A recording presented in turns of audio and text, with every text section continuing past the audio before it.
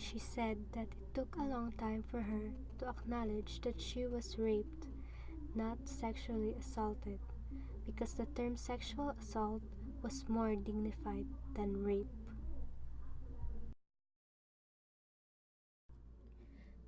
Today, a woman or child is raped every 53 minutes in the Philippines. That makes approximately 9,870 rape cases in a year, and many of those cases will not be reported. This is because a lot of rape cases will be blamed on the women violated, whether the reason be the woman's clothing, her state of sobriety, or the place she was at when the incident happened. It does not help that allegedly the police often ask offensive questions rather than investigate once to the victim. Once these cases are reported, making it difficult for the woman to be open about their experiences in the first place. But first, what is rape? According to the Anti-Rape Law of 1997, rape is committed when a man has sexual intercourse with a woman through force, threat, or intimidation, or when a woman is deprived of reason or otherwise unconscious. Rape is also committed when a man has sex with a woman through fraudulent machination or grave abuse of authority. Stories of rape and victim blaming are not uncommon in the society we live in today. Mary's story is a prime example. She was at a beach party her childhood friend invited her to. She woke up the next morning at a different place than where her spot was, not remembering the night before.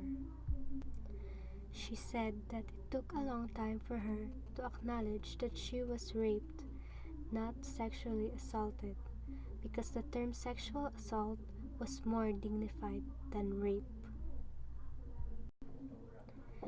She didn't tell her family except her brother, who found out about it through a Facebook post, because though she knew that rape is not the victim's fault, her family might find a hard time understanding that.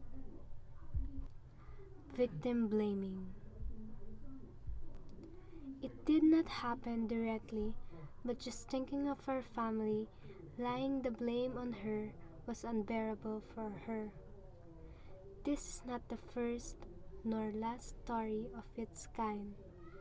In fact, there are many just like this, and many more different scenarios in where victim blaming is a huge part of why women don't report to the police. Nowadays, victims of rape and sexual harassment take their case to social media in hopes that their plea will be heard with more compassion, treating them as they are, victims. Still, a lot of people blame them because of how our society has led them to believe that a woman must be chaste to be respected. Now, though is a stigma, it does not mean that victim blaming is encouraged. In fact, the Commission on Human Rights condemns the act of sexual violence and victim blaming. They made this press statement on the 2nd of June 2015. Now, we have a concept of what victim blaming is and how common it has become. So how do we solve it? Simple.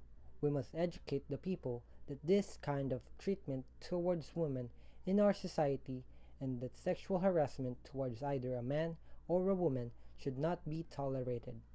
We should use social media as a means to educate and spread awareness of issues like this so that we can start thinking of solutions and maybe over time be part of the prevention. As they say, prevention is better than cure, and this applies to every kind of problem, may they be health or social problems.